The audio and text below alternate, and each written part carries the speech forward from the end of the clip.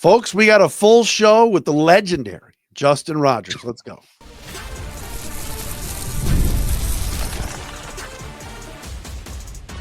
You are Locked On Lions, your daily Detroit Lions podcast. Part of the Locked On Podcast Network, your team every day. All right, let's do this, everybody, on a Tuesday edition of Locked On Lions, Locked On Podcast Network. Indeed, your team every day. Matt Derry with you on a Tuesday, January 14th. We got a game week, ladies and gentlemen. Lions and Commanders coming up from Ford Field on Saturday night, prime time. For those of you watching on our YouTube channel, you can see the man that is joining us today, Justin Rogers, Detroit Football Network, the second DFN that there ever was. Justin joining us today. We'll get to him momentarily. Today's show brought to you by our friends at the Gametime app. You want Lions Commanders tickets? You can get them on Gametime. Download the Gametime app, create an account, and use code LOCKEDONNFL for $20 off your first purchase. Justin, what would you pay on Gametime right now for like standing room for this game Saturday night? Or are you going to wait for next week? What would I pay? No, I mean, I'm watching. I'd be watching at home. I'm not paying. I'm a journalist, man. I don't have the kind of money to be throwing at sporting tickets, but I imagine those tickets are probably going $600, $700, $800. Yeah. I mean, they're a little crazy right now, but I think that, Valenti was talking about this today. Like maybe you wait and don't go, or you sell your tickets this week and then you spend the money for next week. If there is a next week, obviously, and many people believe there will be. The Lions from our friends at FanDuel are 9.5-point favorites. So how do you view this? First of all, good to see you. Thanks for coming on. How are things going at Detroit Football Network? I'm on it every day. I'm sure you see me. I'm clicking my emails. You're doing a great job. It's a lot of fun. I am not personally monitoring your account, but I did see when you signed up, and so you were early on in the signups, and that support's always been appreciated. But it's going great. It really is. You have trepidation when you bet on yourself in any aspect of life, but you find confidence in who you are and what you do and how you do it, and that's where all of that was rooted for me.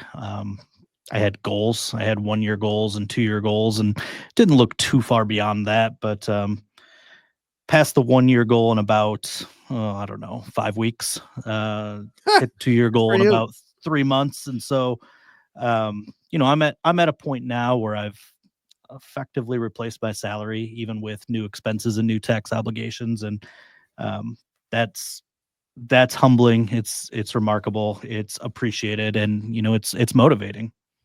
Justin, of course, longtime beat writer at the Detroit News. We chronicled his story before the season started that he decided to go out on his own at Detroit Football Network, DetroitFootball.net, I believe. But look, wherever you find Justin, just sign up if you haven't yet. I know some people go on Substack and do all that. I just read the emails. They come to my Gmail.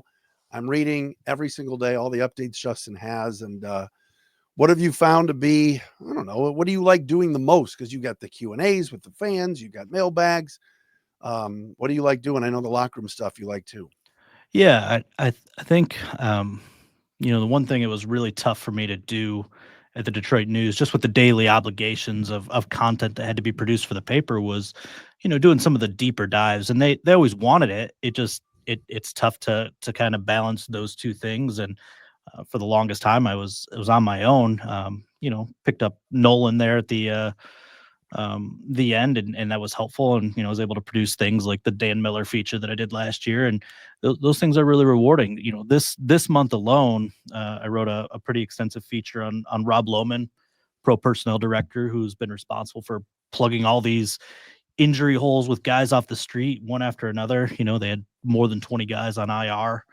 And that was cool, because I don't think anybody's really ever focused on him. He's been quoted a few things here and there, but and then this week was the Gio Manu feature, and it's a guy I get asked about all the time. And I talked to him in the locker room maybe 2 weeks ago. It was like 10-15 minutes, and in the old world I probably just write something short on just that interview. And I was like, well, no, I've got no deadlines. I've got time. And so I was able to talk to, a position coach that doesn't ever talk to the media. His assistant position coach, Steve Oliver, was able to talk to the defensive players that he goes against. I was able to talk to Taylor Decker and Penei Sewell and build out this 3,000 word kind of monster story on the guy that painted a pretty enlightening picture for me. And I think, also for the audience that's been asking for updates on what's going on with him.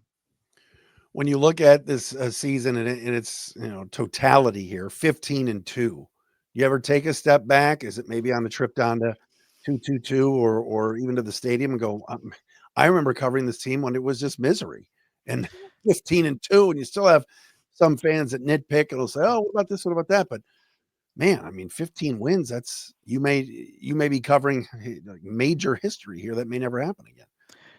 Yeah. I think there was some of those step back hurdles last year, right?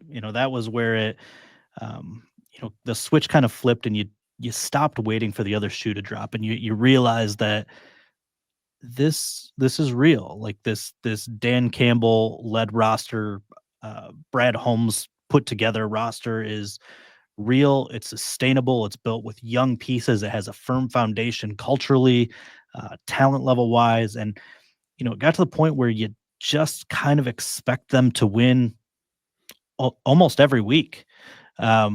And certainly, once they got to the NFC Championship and they cleared some of those final major hurdles of their own, the division title, the playoff win, hosting a playoff game, all those things, right? They were better than the 49ers most of that day. And, game of football, sometimes bad bounces, unexpected drops, a fumble. They ended up costing themselves their Super Bowl opportunity. But came into this season, you saw no reason that they wouldn't be among the favorites to do it again. And yeah, is 15 wins a little surprising? Sure. I mean, if you had asked me before the season, I would have been more conservative and said 12, maybe 13. But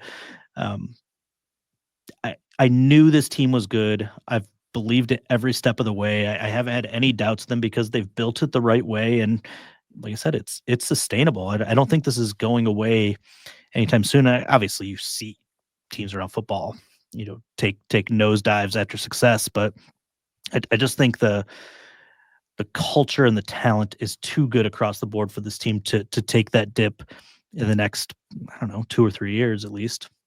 Let me follow up with you on something you just said. Yes, I'm with you on this. I mean, young talent, everything else, guys under contract. But what if Ben Johnson, Aaron Glenn, Mark Brunell, Hank Fraley, Modkins, what if they all leave? I mean, there's a chance they're all interviewing. These are all really good coaches. You're around them all the time. What if the staff, Chris Spielman, what if they all get raided? Yeah. Well, I look at it from two fronts. One, they all got interviews last year and one guy left, right? And so for all these guys that are interviewing, they're not all going to get jobs, but if a Glenn or a Ben Johnson leave, they're also going to probably take some of the assistants with them. And I would guess most of those would be lower level assistants, guys like Steve Oliver, right? Assistant offensive line coach is potentially going to become an offensive line coach. The assistant wide receiver coach, Seth Ryan, might be ready to step up and take a job, or Jim O'Neill, who's a defensive assistant, might become a defensive backs coach. So I don't know, how much they'll lose in off season, but I don't think it's going to be everything. And then if they do, you look at the Eagles, that's a team that went to the Super Bowl, lost their OC and their DC the same year, and took a little step back, had to figure it out again. But they're right back to the top of the NFC because they had the talent. And you have a head coach that people want to work for, I think are probably banging down the door to work for. Like I said, the culture here is so good. And I don't know the succession plan. Nobody does. I think we have good guesses, but I think there are a couple guys on the staff that can step in and kind of fill the philosophical voids that those departures would create. And that's really what it's more about, is can they maintain the philosophy? I would say Kelvin Pritchett is one of them, right? Shepard. Yep. Or Calvin Shepard. Well, we can bring back Kelvin Pritchett too. Why did I see that? I know I know the difference. That's about 100 pound. That's about 100-pound difference. It's been a long season. For sure. Calvin Shepard would be awesome. For sure. I think there's no question. I know you've written about it too, that Aaron Glenn has sort of been grooming him anyway to take his spot. All right, Yeah. more with Justin Rogers next. Washington in town Saturday night. I want to get into the Commanders a little bit. A lot of Detroit ties that we talked about yesterday. I'm referring to this Saturday night as the Anthony Lynn revenge game. We will get into that injury update as well. And yes, Justin's take on Ben Johnson and Aaron Glenn as well, and their next stops. We'll do that coming up next. First, everybody, Locked On Lions brought to you by our friends at Intuit TurboTax. Taxes was waiting and wondering, and you're worrying, you're thinking about taxes. What are you going to do to get your money back? Then the waiting, wondering, and worrying some more. Now, Taxes is matching with a TurboTax expert who can do your taxes as soon as today. An expert who gives your taxes their undivided attention as they work on your return while you get real-time updates on their progress, so you can focus on your day and not even have to worry about it. An expert who will find you every deduction possible and file every form, every investment, everything with 100% accuracy. All you have to do to get your money back guaranteed, no waiting, no wondering, no worries. Now, this is taxes. What you got to do is get an expert now at TurboTax.com. That's TurboTax.com. Only available. TurboTax Live full service. Real-time updates only in iOS mobile app. See guarantee details at TurboTax.com/guarantees. From Detroit Football Network, Justin Rogers, who has covered the Lions for many, many years, first year on his own at DFN, joining us today here on this Tuesday Locked On Lions. We'll get you the crossover on Thursday and go to DC. All right, so what about the Commanders when they drew them, Justin? Were you one that before the weekend said, oh, yeah, best matchup would be Washington? Or how did you feel about Jaden Daniels and company coming to town? All right, before we go to that, I need to know what made you decide as Anthony Lynn as a revenge game when you've got so many Lions connections. You got Daryl Tapp, David Blau, Bobby Johnson, the old tight ends coach, Martin Mayhew still hanging out in the front office. Like, it's kind of a weird amount of Detroit people there. And God knows they wanted Ben Johnson last year. They took Lance Newmark. That was the one person that left. It's like a little bit of Lions flavor over there, but no, I'm picking Anthony Lynn because he was demoted and then fired. Come on, all right. You don't think he doesn't want this one a little bit? I'm sure he'd. I assume all those people want it, but yeah, he might want it a little extra. I was not one that thought the Commanders presented the best matchup. I would say selfishly it was the matchup that I wanted to see. One, because it's something different, and that's always more of an enjoyable experience. I've had it covering the Stafford clan, Vikings and Packers. I've seen a million times. Didn't need to see them again. I actually thought Minnesota would be a tough matchup just given the coaching, even though they fell flat there in Phoenix. But I'm pretty enamored with Jaden Daniels. I've got to catch bits and pieces, was able to watch the entire game, and I think he's a very special talent. I think we're, as long as he stays healthy, I think we're going to be talking about the best quarterback in the NFC probably in two or so years. He's not even that far off now, which is kind of wild to say as a rookie, but he not only runs the ball very well, he's a very good passer. And at all levels too. I mean, he's got a beautiful deep ball. I think he sees the field well. I think he still probably needs to slide a little bit more. That was definitely a criticism I had when I watched his college tape, as I thought he took too many hits. I think he still does. Took a pretty big pop there in that first quarter on the sideline against Tampa Bay. But he's tough. And, I think the offense presents a lot of challenges for Detroit, but their defense, although it's been better in the second half of the year for sure, doesn't scare me as much as some of the other NFC options that the Lions could have faced. You mentioned Daniels, and obviously he'll be the offensive rookie of the year and everything else, but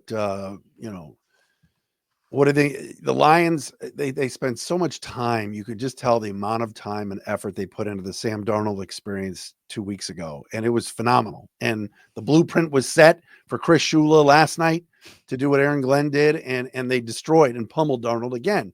Now it's totally different animal because Darnold doesn't move. Daniels does. How do you think Aaron Glenn goes about defending what the Commanders bring to the table. Yeah, I think the Lions have kind of been slowly building towards these type of quarterbacks for the last couple of years, and I say that because that's where the league's going. Look at the 4 quarterbacks selected in the first round that played significant amounts of snaps this year. You had Caleb Williams, Drake May, Bo Nix, and Daniels. They're all dual threat guys to some extent, and that's just the way the league's going. And so you have to be prepared for that. And I mean, we saw Lamar Jackson, what he did to this team, but more so we saw what Justin Fields did to this team last year. I don't have the stats in front of me, but I would imagine across those 2 games, it was almost 300 yards rushing. And so you had to build toward that. And so started with Jack Campbell, right? You add more athleticism and range to go with an already athletic and rangy linebacker and Alex Anzalone. You draft or sign cornerbacks that can tackle, that are willing, aggressive tacklers to contribute in the run game. And you build a pass rush, which has always kind of been Aaron Glenn's preference on crushing the pocket, in condensing and eliminating those middle lanes. And so if they're going to get out, they're going to escape. They're going to have to take the edge. They're going to have to take the long route. And that's where you hope that those aggressive tacklers, the Brian Branches, the Amik Robinsons, unfortunately the Carlton Davis is out, but fit that mold as well. Terrion Arnold, good tackler, right? So you force them out there, and that's how you limit it. And I was looking at some of the numbers of the quarterback rushing against them this year. They peaked at like 70 yards. Like it's not great, but like nobody killed them on the ground. Probably the closest was Josh Allen. And look, the Bills killed them in totality that week. And so, you just chalk it up to a bad game. But I think they limited the 8 quarterbacks that finished with 250 more yards this season to 331 yards in 8 games. Like that's survivable. If you can keep Jaden Daniels to that 50 to 70 yards rushing, you're probably going to be okay. Justin Rogers with us from Detroit Football Network. Also, check out his podcast as well on Odyssey with Stoney, Will Birchfield, all that crew as well. What about on the other side? Everybody's just saying, and I said it yesterday, it's just easy to look up the numbers, and our mutual friend Tim Twentyman always posts them on his social media. The Commanders are 30th in the league against the run, and now you're getting David Montgomery back on top of Gibbs. Is it just going to be that simple that Ben Johnson says, here, we're going to hand this off, try to stop it? I think they're certainly going to try. I don't know if it'll be that easy. Like I said, I thought their numbers against the run were encouraging kind of as the season goes on, but look at some of the running backs they faced. I mean, they had to face Bijan twice. I'm sorry, not Bijan, Saquon twice. They did face Bijan. They faced Derrick Henry. They faced James Conner. I mean, they had a pretty brutal slate of running backs, and 4.8 yards per carry is still not good enough. But I wouldn't be surprised if it was more like 4.1, 4.2 there, those final 8 games. I thought they did a nice job with a very underrated and good running back in Bucky Irving on Sunday night. And so, of course, you're going to try to run Gibbs and Montgomery to whatever extent he can play, because if you can run the ball well, that's your bread and butter. It sets up everything else. But the Commanders aren't that great against the pass either. And I know some of the numbers are good, but they don't generate turnovers like the Lions. They play a lot of zone. They give up a lot of stuff soft. And, that's something where Amon-Ra and Sam Laporta, who had a really, really strong close to the season, can feast. And so I think you're going to see a pretty balanced attack from them. And certainly the running backs will be part of the passing game as well, because that's really been a big thing for the Lions in the second half of this season. Everybody saw the week 18 issue with Terrion Arnold's foot, Kevin Zeitler's hamstring. What's the latest on those guys? Well, they had a walkthrough today, so not a traditional practice. You get a estimated practice report, what they would have participated had it been a full practice. Arnold was full, looking very optimistic there. Zeitler was a no practice, so less optimism. I certainly wouldn't rule it out for a veteran with his level of experience, his toughness, his durability. But I think you do feel a little bit better about the possibility of him missing with how well Christian Mahogany played in his last start. Washington is also banged up front with like a disembodied finger on one of their star defensive tackles. That X-ray was crazy, but he was limited in practice today as well. But not not a terribly threatening pass rush. And so again, I don't feel like you're worried that you're going to be overmatched there. I think the bigger thing is they blitz a lot, kind of like the Lions. And as long as you feel good about, the communication, which you should with Frank Ragnow, I mean, probably not a better communicator up front, then, you'll be fine.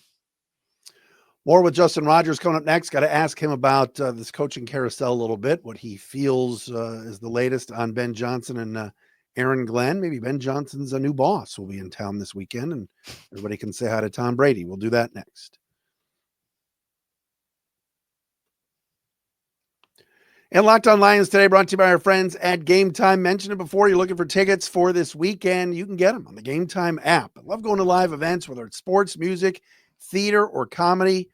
Great memory recently going to the Pistons game a couple of weeks ago with the Bonderic fam and my wife and daughter. We had a great time. Got the tickets right there on the Gametime app. Gametime has made it even easier to get tickets for your favorite events with their new feature, Gametime Picks. This feature filters out the fluff to show you only the incredible deals on great seats, so you don't have to waste time searching through thousands of tickets. Again, there are tickets available on Gametime. They're a lot of money for Saturday night. But if you are dying to be in that stadium, you got to get them at Gametime. Take the guesswork out of buying tickets with Gametime. You download the Gametime app, create an account, use the code LOCKEDONNFL. We'll get you $20 off that first purchase. Terms apply. Again, create an account, redeem the code LOCKEDON NFL for $20 off. Download Gametime today. What time is it? It is Gametime. Our buddy Justin Rogers with us. Nobody better at covering the Detroit Lions than Justin. I was joking, by the way. I had Dave Burkett on last week. We talked about his book. Did you get the book yet? Detroit Lions, an illustrated timeline. And we had another rivalry between you and Dave. So, any thoughts? Oh, it's the friendliest of rivalries, I assure you. I have not gotten the book, but I would certainly encourage people to purchase it. I know the work that he put into producing that all through the summer. Spent a lot of time in the the library looking at microfiche. So, yeah, every time I would bring up some historical fact that I found out this year, he's like, "Oh yeah, I saw that researching my book," and it's like, "All right, that's enough of this conversation." When are you writing one? You've been around this team long enough now. Let's yeah. Probably not anytime soon. Probably. Yeah. I've got enough on my plate, trying to take care of this baby that I got off the ground. But I did have one idea for a book that I floated out there to, I would need the other party to be willing to participate, but we'll see if that comes together. I think it would be something special for Lions fans. That would be that would be awesome. That would be awesome. Chapter 7, Matt Patricia, Mike Rothstein. That'd be a yeah, that could be probably a book on its own. All right, JR. So what are you thinking here with Ben Johnson? Obviously, he's gone through the 4 interviews. He's focused on the Lions. He's going to say that Thursday, I'm sure. And every Thursday he's interviewed the rest of the season here as they go through the playoffs and hopefully a Super Bowl run. But how do you kind of see where he is right now with the talks that he's had with these teams? It's impossible to get a read on Ben Johnson. I was convinced he was gone last year. That Washington job looked super appealing, obviously turned out to be super appealing with all the cap space, with the ability to draft Caleb Williams or Jaden Daniels, whoever fell to them, and to mold an entire franchise, remold an entire franchise kind of right away with, I think a pretty respected up-and-coming GM and ownership no longer an anchor there, but he decided he didn't want the job. He had business to finish here. And so, just talk about this with Will and Stoney on the podcast last week. Like it does feel like his decision might hinge on where the Lions finish. Will they get over the finish line? Will they win the Super Bowl? Like it does feel like that's pretty important to Ben Johnson.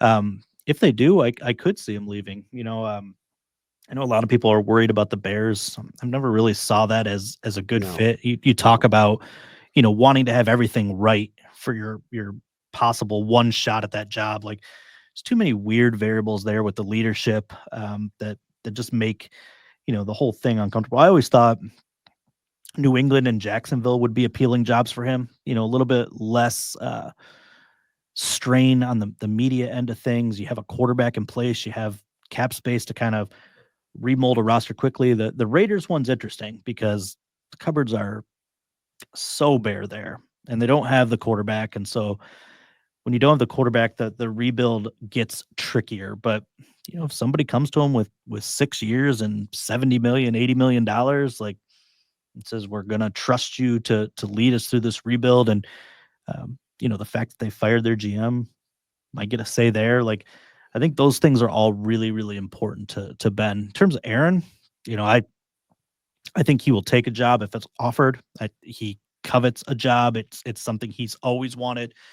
I know it's really easy to draw that line to the Saints, and it's a terrible job in the sense that, like, they have a terrible, terrible cap situation, and they have for years. But if there's anybody that wouldn't shy away from that at all and would almost absolutely embrace the challenge, it would be Aaron Glenn.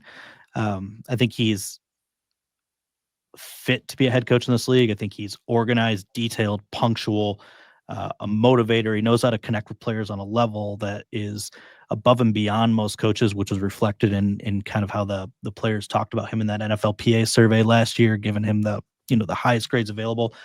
He's absolutely ready for a job. And, I think, New Orleans and possibly even the Jets are destinations. I think the Dallas entering the mix here late is interesting, but who knows, that job might just be straight streamlined to Dion. Crazy that, well, not that crazy. It's the Cowboys. It's not that crazy. All right, my friend. Well, you get to stay home these next last few weeks and next few weeks at least and hang with the family. But keep up the great work. Love reading your stuff. And as always, thanks for coming on. Saved a lot of money staying home, but we could save it all. Maybe go to New Orleans for 8 days. That's right. Justin Rogers with us, Detroit Football Network. Please subscribe. Find him and subscribe. What does it cost? Like, seriously, if people want to read you and get the stuff sent right to their emails, yep. What are the details? It's less than a Taco Bell meal, I promise you that. $8 a month, $80 a year. Boom.